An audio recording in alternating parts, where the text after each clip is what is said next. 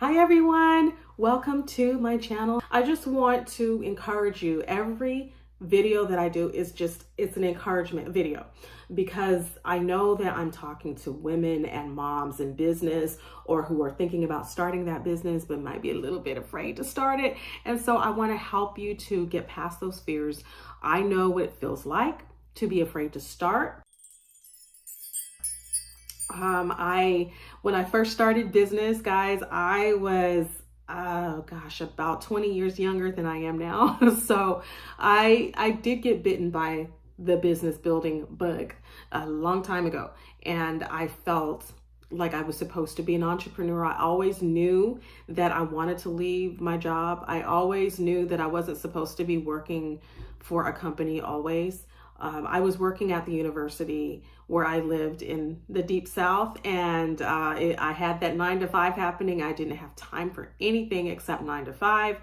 And my life was really restricted to that routine and that schedule with very, very little chance of getting promoted or seeing my income increase. It's very limiting, and it causes you to feel like, well, I know I have more inside of me than what I'm doing here. I'm so bored with this job. Like, this is monotonous. This is something anybody can do. I feel like I have so much more to offer. And I really felt like I had outgrown my job after just a few months of being there. And I had just graduated college and I was like, what am I doing here?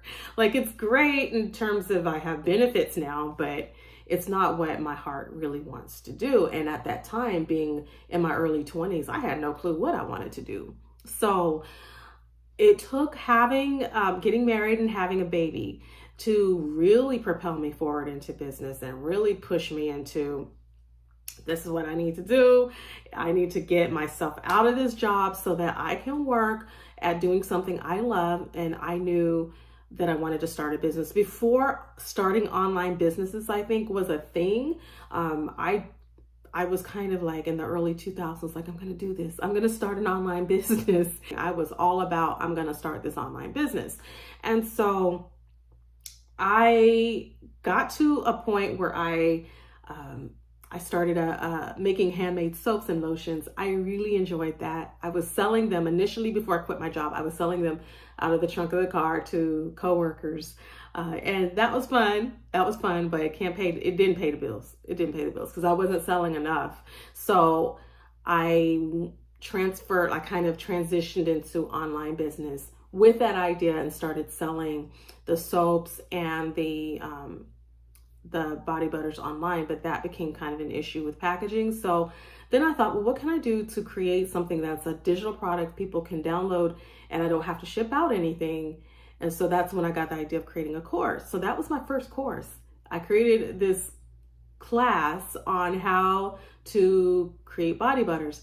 I still ended up having to ship out things because I had to send the DVD. I had to burn a DVD and share that and send it off in the postal mail. So that was early 2000s, but I just wanted to give you kind of a brief overview of what happened when I first started business. And I went from that to website design. And then that's when things started picking up, when I started designing websites. And then I got into marketing and I got into podcasting. And that's when things started picking up online for me. But that was the kind of the push to get out of the workforce. Is I really just wanted to be home and raise my daughter myself. Like, I wanted to be there for her. I was a first-time mom. I was so proud of my baby. I just wanted to be with her and watch her grow. And I was just really earthy and very like naturalista. Like, I just want to be home with my baby. And working at home helped me to make that work where I could be home with her. So that was my initial mindset when I first got into online business. And then, what I want to share with you on this video is how to get out there, how to step out there and start creating content for your business. Because when I first got started, I wasn't at first creating a lot of content. It took me having to figure out what online marketing was about to start creating the content needed to really make my business grow.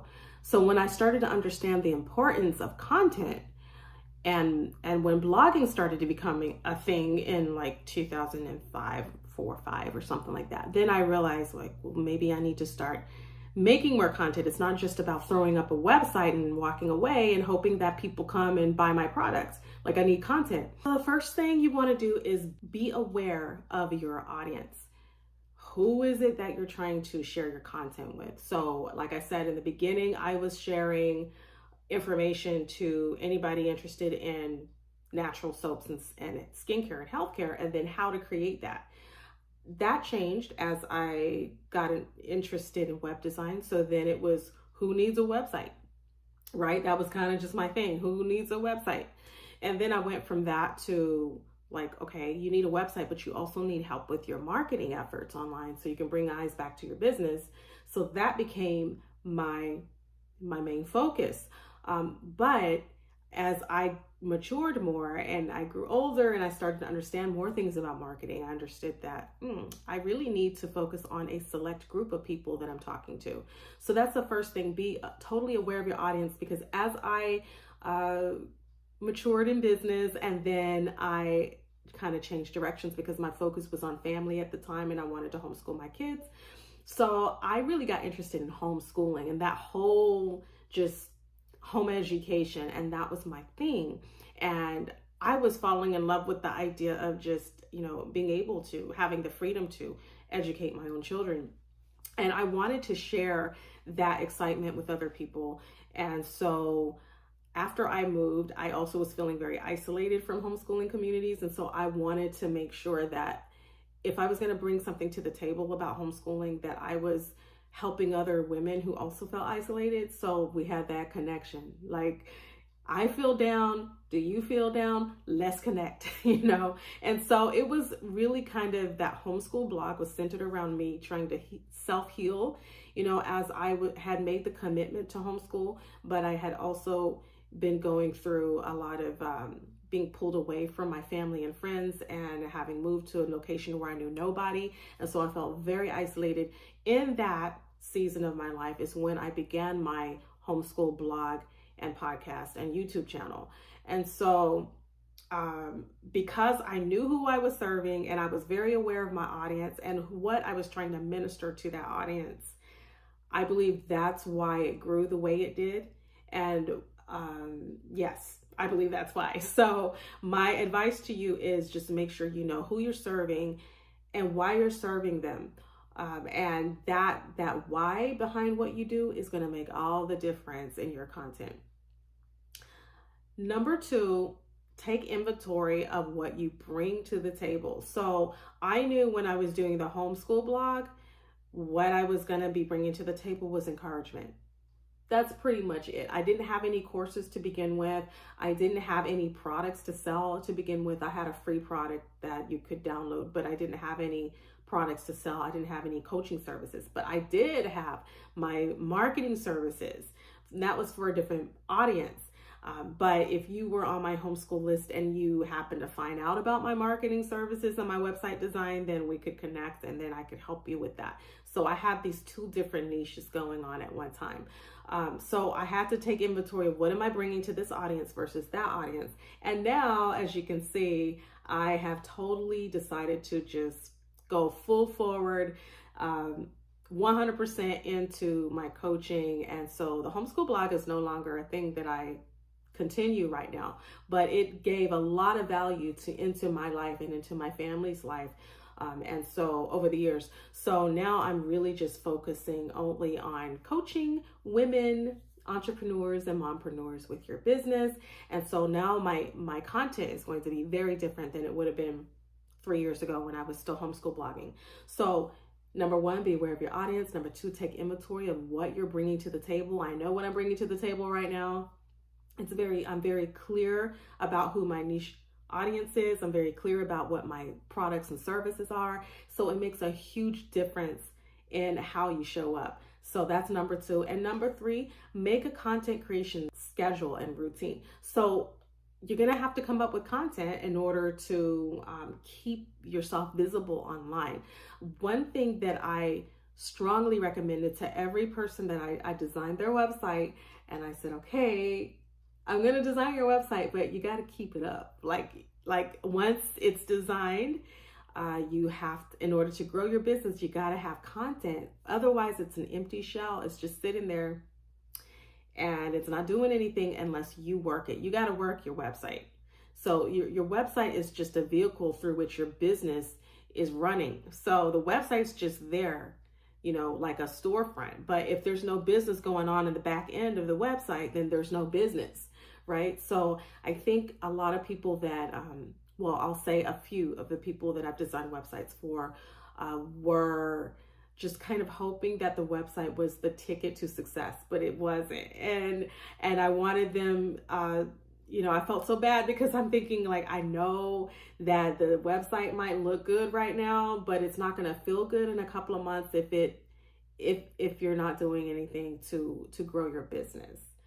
And that requires content. It requires that you continue to push out your content and promote your content and talk to your audience and show up for your audience. And it requires time and commitment on your end. And if you're not ready for that, then you don't want business because you got to show up.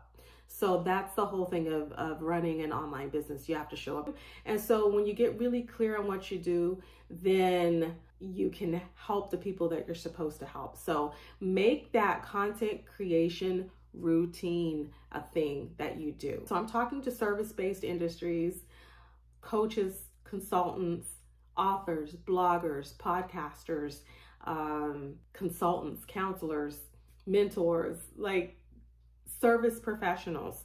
You also might be creating products. You might be creating skincare line or creating makeup line. Maybe you are a makeup consultant. Maybe you're writing books. Maybe you are creating planners and journals. Those kinds of things can also be turned into a very lucrative business where your content helps with promotion and gets your name out there, gets you really out there in front of your audience. So I can help with that too. But you want to make sure that you have a content creation routine that works and that you're showing up. And so I can help you with that. And lastly, once you created your content and you're creating content on a weekly basis, daily, I recommend, every day of the work week, you need to be doing something related to content creation. Then lastly, you want to share that content. And that's the other thing, is not being afraid to share. Do realize that once you start getting out there, that people that maybe you not comfortable seeing you in that light, maybe you're not ready for the whole world to look at you yet. Maybe you're afraid, like, oh my gosh, like, who's gonna see this video? Who's gonna hear this podcast? Like, who's gonna see my stuff that I've actually got out there for only a certain group of people? But what if those other people in my life see it? What if my relatives see this? What if the people from my church see this? See, that's when you have to really evaluate, are you ready to receive the kind of visibility that's coming your way? Okay, so you have to be able to share your content and be okay with that visibility as a result of the content you're sharing and not be ashamed of it. Don't be ashamed. And if you make mistakes and blunder, don't feel like it has to be perfect for everybody, for the whole world. That's normal for it to be a little weird at first. You won't feel comfortable in the beginning, but as you do more and you produce more, all of the older content that you're not so sure about and confident about starts to get further and further down in the timeline of your social media and gets buried down underneath all the new things that you're providing. So, I wouldn't worry too much about how you showed up 5 years ago, right? And that you might be a little embarrassed, for anybody to see that. So it's a little rough at first, I admit that. But keep on doing it, keep on creating content, keep on sharing the content, and eventually you're going to get into your groove and you're going to feel really comfortable. And so that's what I have for you. I hope you enjoyed this. I hope it helped you. If you would like to speak with me, we can do a 15-minute free consult. This is November 2021 that I'm saying this. So as of now, as of this month, I'm doing 15-minute free consults. That means we get on the phone on a Zoom call. we can talk. I will talk with you to see what maybe you have been having issues with, and what suggestions I might have for you for the type of coaching that you might want to do with me. Or we can talk about some potential courses you might want to take later on down the road with me. And so I will just give you any suggestions that I think might be helpful to you with your business. So if you want 15 minutes free, then come on over to demetriazinga.com and sign up for a slot on the coaching tab. And don't forget the podcast, listen in on that. And that is it. That's it for now. Thank you so much for watching, and I hope to see you over on the other side. Join my list, and I will add you once you're added to my email list. I'll be talking with you every week. I'll send out newsletters and emails to you to support you.